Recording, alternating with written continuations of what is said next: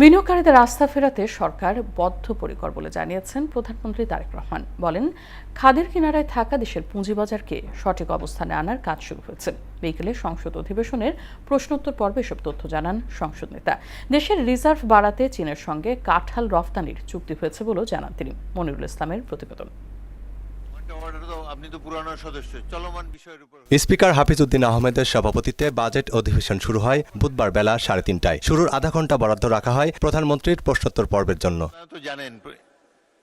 যার সিংহভাগে ছিল কৃষি, শিক্ষা এবং আর্থিক খাত নিয়ে। এক প্রশ্নের জবাবে সরকার প্রধান বলেন, বিগত ফ্যাসিস্ট সরকার দেশের আর্থিক খাতকে লুটপাটের স্বর্গরাজ্যে পরিণত করেছিল। এসব চ্যালেঞ্জ কাটাতে দেশের পুঁজিবাজার নিয়ে সরকারের পরিকল্পনা তুলে ধরেন তিনি। ধারাবাহিকভাবে শেয়ার মার্কেটের পতন ঘটিয়ে হাজার হাজার বিনিয়োগকারীদের নিঃস্ব করার জন্য যারা দায়ী তাদের চিহ্নিত করা সহ তাদের বিরুদ্ধে আইনানুগ ব্যবস্থা গ্রহণে বর্তমান সরকার পরিকল্পনা গ্রহণ করেছে। ইতিমধ্যেই শেয়ার মার্কেটের কেলেঙ্কারি অভিযোগ দুদক কর্তৃক অনুসন্ধান কার্যক্রম পরিচালনা করা হয়েছে, যার প্রেক্ষিতে কতিপয় ব্যক্তিকে চিহ্নিত করে মালামাল সহ তাদের বিরুদ্ধে আইনানুগ ব্যবস্থা গ্রহণ করা হয়েছে। মান্নায় ফ্যাসিস্ট সরকারের নজর ছিল অবকাঠামো নির্মাণে। এই ধারা থেকে বেরিয়ে আগামী 5 বছরে শিক্ষা খাতে জিডিপির 5% বরাদ্দ দিতে চান প্রধানমন্ত্রী তারেক রহমান। এছাড়া পর্যায়ক্রমে মাধ্যমিক ও প্রাথমিক শিক্ষকদের বেতন বাড়ানোর আশ্বাসও দেন তিনি। আমাদের যেটি পরিকল্পনা আছে, আমরা পরিকল্পনা মতন যদি আগাতে পারি, ইনশাল্লাহ আমরা শিক্ষা খাতে বাজেট 5 বছর শেষে 5% নিয়ে যেতে চাই। স্বৈরাচারের সময় শুধু বিল্ডিং হয়েছে, কিন্তু হিউম্যান রিসোর্সের কোনো উন্নতি হয় নাই।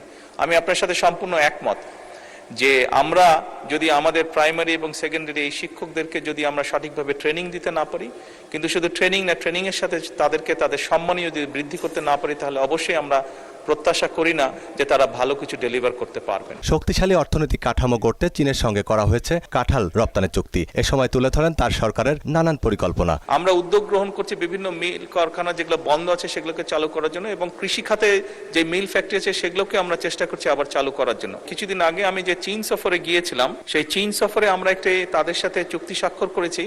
আমাদের দেশে যে কাঁঠাল, এটি অত্যন্ত পপুলার।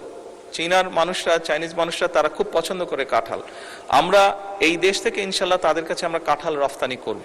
কাঁঠাল এক্সপোর্টের মাধ্যমে আমরা নিশ্চয়ই ইনশাল্লাহ বড় একটি বৈদেশিক মুদ্রা অর্জন করতে সক্ষম হব। অনিয়মে জড়িত বীমা কোম্পানিকে চিহ্নিত করে তাদের বিরুদ্ধে কঠোর ব্যবস্থা নেওয়ার কথাও বলেন তারেক রহমান। ইনভেস্টিগেশনটা কমপ্লিট হলে তখন আইন অনুযায়ী আমরা ব্যবস্থা গ্রহণ করতে পারবো। মনিরুল ইসলাম, মোহনা সংবাদ, ঢাকা।